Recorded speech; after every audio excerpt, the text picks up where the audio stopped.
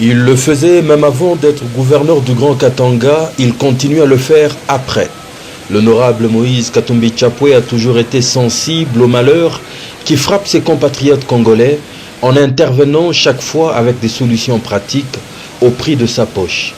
Touché par la catastrophe sociale et alimentaire qui frappe de plein fouet ses anciens administrés qui sont obligés de débourser jusqu'à 50 $ américains pour se procurer un sac de farine de maïs de 25 kg, il s'est décidé d'arrêter cette escalade en prenant ce mercredi 15 mars 2017 la direction de Johannesburg en Afrique du Sud où il a passé une importante commande de 100 000 tonnes de farine de maïs devant prendre la direction de l'ex-Grand Katanga et des provinces environnantes en imposant à perte le prix de 8 $ américains par sac, un prix social ne visant aucun profit.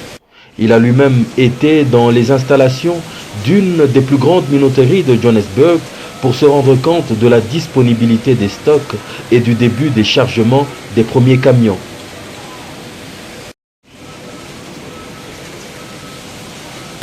Je suis venu en Afrique du Sud pour voir des amis et surtout pour résoudre le problème de la province du Katanga concernant la farine de maïs parce que le sac est arrivé peut-être à 40 000 francs.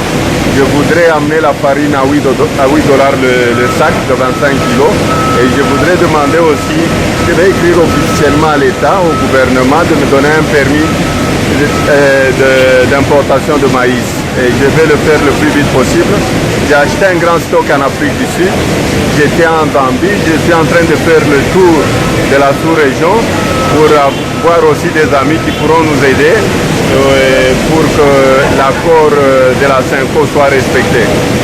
Avec le climat actuel, est-ce que le gouvernement n'acceptait pas votre offre?